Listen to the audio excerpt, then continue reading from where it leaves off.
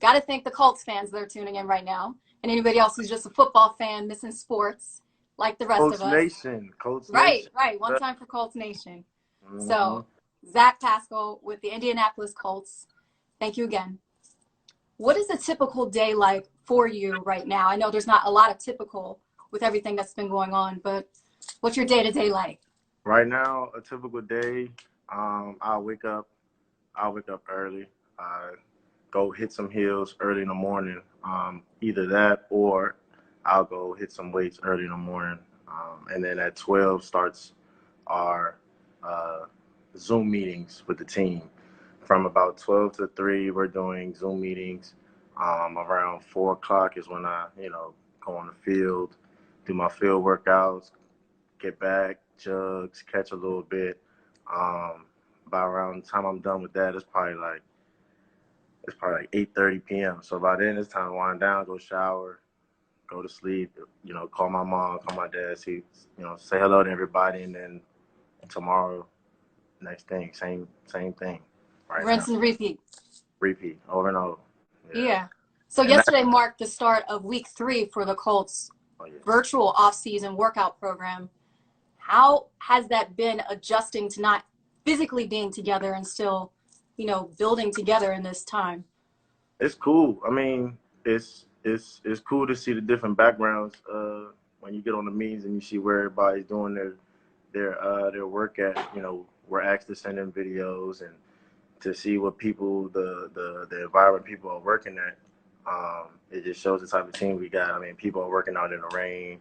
People are working out, freezing cold, windy, and they're out there getting that work. So just being able to still connect with the guys and see where guys are and the work that guys are putting in is amazing seeing the guys' faces. May is Mental Health Awareness Month. In addition to staying physically fit, how have you been keying in on your mental health and wellness? Trying to keep peace around me, stay positive in everything I do, especially the people around me. Like, I need people around me that's gonna be positive, keep me going, give me the energy to, handle the things that I'm handling every day. I mean, it's hard to get up every day and do the same thing over and over and over and over and over. But when you have guys that's, pushing you to, not only do the same thing but do extra things on top of that, that's how I handle my time away from the facilities, being around positive people. Iron sharpens iron. Most definitely. So I've seen that you've been getting in work with the DBs or some DBs across the board with I guess he's a personal trainer. You got Marcus Allen with the Steelers, Ryan Smith with the Bucks. How have you guys been improving one another in the off season? Oh, Ryan Smith, Marcus Allen, I could say Wesley Woolfolk, Isaiah Hazel. I mean, we are probably these people right here are probably the most competitive guys I've been around. Sometimes we work out with different coaches. We got Coach Coleman, we got Coach Myron. We got different guys that we work out with. But no matter what we're doing, we're always competing, and so that just carries on to whatever we do, separately. We're just like, when we come back, we know it's compete time, and it's always fun, and we push each other. Trust me, we push each other because, if we see one slacking off, we're in their face or we saying something to them. But that just comes with, the environment that we grew up in and always trying to beat one another in something or whatever it is, the competitiveness out of all of this. It's fun working out together.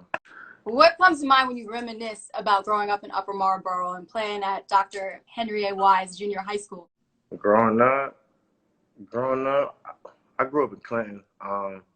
One thing I remember growing up, just always, whatever I'm doing, if I came home from school, I'm going right outside playing football. If I came from a football game, I'm going right outside and play football. Just playing football in the neighborhoods with all the guys. Time from high school at Wise, just the locker room. The locker room used to be funny. I mean, we used to like joke on each other literally all the time. We used to call it zoning. We come in from practice, before practice, walk into practice, walking out of practice, no matter what, somebody's always joning, and it's always funny, but nobody ever got serious. It was always just a good time with the team. Your journey to the NFL is nothing short of amazing, inspirational, And before I get ahead of myself, and I'm going to touch on that, I read that you wrote a letter to your mom when you were a kid detailing how you wanted to one day play in the NFL. What can you say about the power of manifestation and faith and the role that it's had in your life? Yeah, I had wrote a letter to my mom saying I wanted to play running back for the New York Giants, and I was young, but from that point on, that was like my only option. Like I wanted to play football. Um, People say, "Oh, make sure you have a plan B." I was one of those guys that I didn't have a plan B. Like I wanted to do this. This is what I was gonna do. Um, and just having my mom, always helping me to be focused on the decisions that I make, continuing to have faith in what I want to do, and not letting nobody else tell me, "Hey, you can't do this." Just being able to have faith in myself, and faith in God as well. Just having that helped me to my career now, I would say. You didn't start on your high school football team until your senior year. Most of the teams, as far as college, wanted you to play on defense. They were looking at you as a cornerback. Then you decided to go to Old Dominion. You convinced them that you can do just about anything. You played wide receiver, running back, wildcat quarterback, and all four special teams units. What can't you do on the football field? I wouldn't say what can I do. I just, I try my best to help my team get in a position to win. I'm gonna go hard at whatever the coach asks me to do, and that's fact. If my coach asks me to, be on the front line on kickoff return, I'm gonna go on the front line on kickoff return. And I'm gonna make this pancake block for you too. That's just my mindset. Just do everything at 110% and go hard at it. You left ODU as the all-time leader in receptions, 233, right? 233 for 3,184 yards, if I remember right. Then you're the first Monarch from ODU to get invited to the NFL Combine, but then you go undrafted in 2017. How big a blow was that? It was it was it was sick. It was sickening at first. But when I actually got the call that I got, that to be a part of the organization, I was happy. Like I didn't even care. I was happy. That first feeling getting the call. First off, let me say that was the longest 3 days of my life. That whole draft day things. I got the call towards the end of the draft saying, Washington Redskins want to sign me as an undrafted free agent. And I was just blown away at that point. I got an opportunity, and I was just gonna try to make the best of it. So, of all the teams that came knocking after the fact, wanting to sign you as an undrafted free agent, hometown team, the Redskins, was the team you selected to go with. By the way, I read that you were a Giants fan growing up, so I don't even know how that happens or how they let you get away with that. Yeah, But yeah. go ahead if you want to explain that, because I that's had a little wild. on day three of the draft, the Giants had called me too. Like they had called me. But when I was talking over with my agent, the best decision at the time was to go with the Redskins. And it just so happened to be that they was close to home. So that may have been what people have thought, like that's what convinced me to stay home, but not just the situation that we discussed. The best decision was for me to go to Washington. Um, and yeah, I mean everything I went on from there on, just the grind. So picked up by the Redskins, then you get cut by the Redskins, picked up by the Titans, get cut by the Titans, then get picked up by Indy.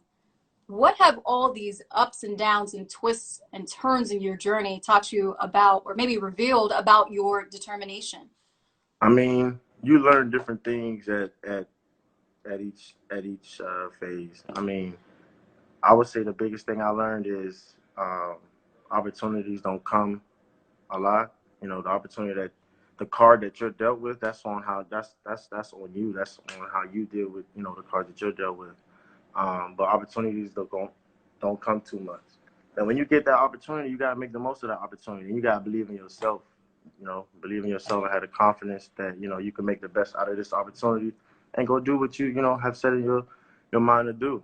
you've already made a big impression with Indy as a great run blocker, a special teams contributor, a guy that can be on the outside, that can be inside in the slot. But then I read going into last season, you actually adjusted how you catch the ball and how you run certain routes. What prompted those changes? Just trying to be an overall better receiver. That's sitting down and looking at your game and deciding like what do I need to work on? You know, if my hands are not elite, well then I need to work to get my hands elite. If my routes are not crisp enough, I need to work on getting my routes crisp. But the thing is, you have to find out what it is that you're not good at. See, so a lot of people, I ain't gonna say a lot of people, but there are some people that are just so focused on, you know, how like the positive of what they do and how good on how they look, as, instead of like breaking down how can we get better today? How can we get a 1% better, or looking at the things that you can work on. Obviously, hard work pays off. And then when preparation meets opportunity, it's basically what unfolded for you last season. You were the only Colts receiver to suit up all 16 games. You led the team in receiving yards with 607, I think. Team best 5 touchdowns on the season. Is that just a taste, a glimpse of what Colts fans can expect from you going forward? Um, they can expect a hard worker, you know, somebody that's going to always try to evolve in his game, always going to try to, you know, find a way to help the team win, no matter what it is. He could play over here or he could play over there. Um, yeah, I had an okay season last year, but I'm trying to see how I can get better from that season. That season's over with. Now it's on to a new season. You know, trying to get better, and they're gonna definitely get a hard worker and somebody that's gonna come in and go 110% every play. And you still like to do the dirty work with special teams. You had 101 snaps on special teams.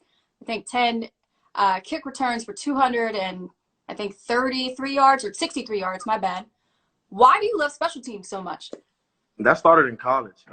My head coach Bobby Wilder, he used to call the special teams the all-star team. You know, you take your best 11, you go out there. You know, that's why it's so special. You take your best 11 and you put them out there on the all-star team. And I used to take pride in that in college, and we used to always like have competitions on who can get past this man to the tackle, or who can block this man.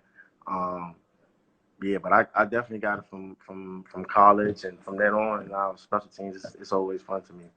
I respect that. So in your time in Indy, you've had 2 quarterbacks you've played with, and Andrew Luck and Jacoby Brissett.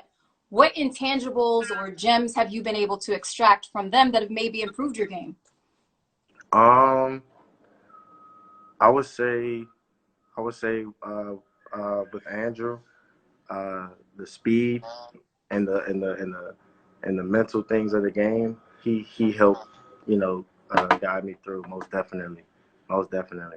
And Jacoby just playing free, you know, playing your style of football, no matter what happens. Um, I could definitely say I learned those 2 things from those 2 quarterbacks. From afar, I'm sure you've watched Philip Rivers over the years. What about his game excites you, and what do you think the impact will be having a vet like that in the locker room? Having a vet like that in the locker room is good. I mean, he done played in so many different big games. Having the ability to, you know, lead this team into games like that. If there's a situation that was to, you know, go bad, he will, you know, he could lead the team and continue to, you know, help the team, you know, keep their spirits up and continue to try and win the game. And just, you know, just bringing that vet presence in the locker room is always great. Teaching guys how to handle themselves off the field, you know, and being a pro. And speaking of vets, Adam Vinatieri has had a storied career. And being that you love special teams so much, what's it like or been like playing with a guy like that? And obviously a lot of people hope he comes back and retires as a Colt. Adam is cool. Adam is cool. I mean, he comes in every day early, leaves late. I mean, he's the ultimate Hall of Fame player that you want to be, and that's why he's so good. And he was like, and he's the best at what he did. And just being able to learn from him, sit down and talk to him, He's always making jokes. You know, he's always making jokes. He's always trying to connect with the players, always trying to ask guys questions and things like that. And he's so cool. It was amazing having him. In the wide receiver core, I'm curious what makes Ty so special in his approach or preparation towards the game, and it's obviously catapulted him to 4 Pro Bowls. What have you observed about him? The way he take care of his body on a day in and day out basis throughout the whole season. I mean, you have to be very disciplined to go in there every day, constantly for a whole season, no matter how long it is, 7 months, 6 months, and to take care of your body the whole time. And he goes out there, and one thing, like, Ty is competitive. He's so competitive, no matter what you do. And that just sprinkles all over down to the whole receiver core, to almost the whole offense. Everybody's just so competitive, just off him, and seeing how hard he works and how hard he goes in the game all the time, no matter what it is. I read where your offensive coordinator, Nick Sirianni, has publicly stated that he wants his own son to play the same brand of sound football and unselfish football that you play. What does a compliment like that mean to you?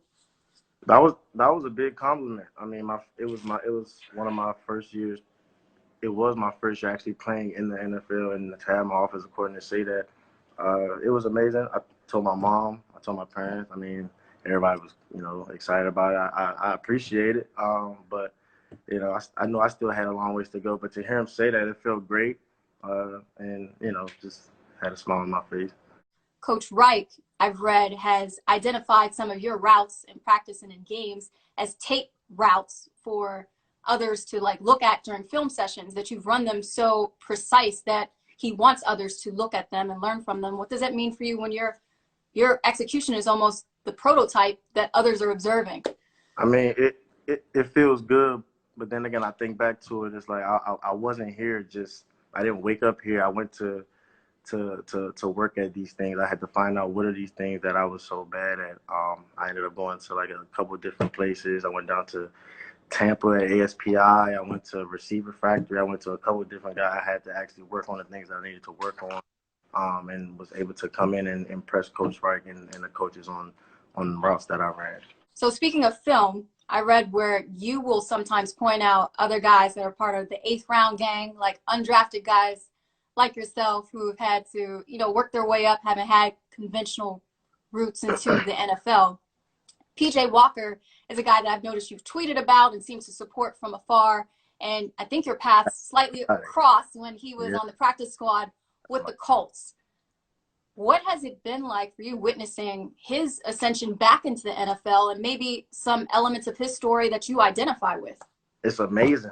It's amazing because, I mean, I was literally there with Phil day in and day out, just seeing a lot of the things he had to go through, and comparing it with a lot of things I went through, and we would sit down and just talk. And now seeing literally in a year or 2 years how things can just change if you just continue to just grind, continue to stay focused, continue to just put work into your craft. Your life can change in a year or 2 years, and it was amazing seeing that, especially for him. He was the star of the XFL. He was MVP. Every time I seen it, I would just cheese, dang, that's Phil, that's my guy right here.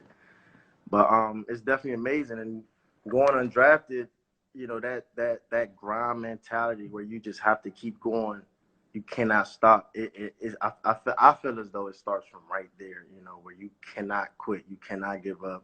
The only choice you have is to keep going, and the longer you accept that, the more success is gonna come after that. And seeing that with him, it's amazing. And he's not even done yet. Story's still being written. Mm-hmm. We talked about how you can do basically everything, and I thought it was cool that you did get a chance to throw a pass to Nyheim Hines, but it went over him. But we got a little glimpse of what you can do. You think they're going to give you a chance to run that back again? Not at all. They ain't going to give me a chance this time. I choked. I had an opportunity. I had an opportunity, and I choked. And they're going to come around again. They're just going to leave that all to Rivers this season. Mm-hmm. Yeah. You do a lot of community service, but something that is very personal for you that you've developed is passes with Pascal.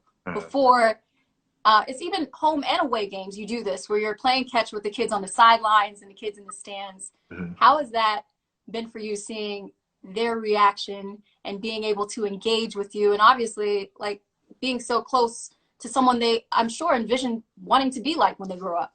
At first, it started off with, one time just pregame, I just threw a pass to a kid and he threw it back, and I went over there and talked to him, and he was excited. He was.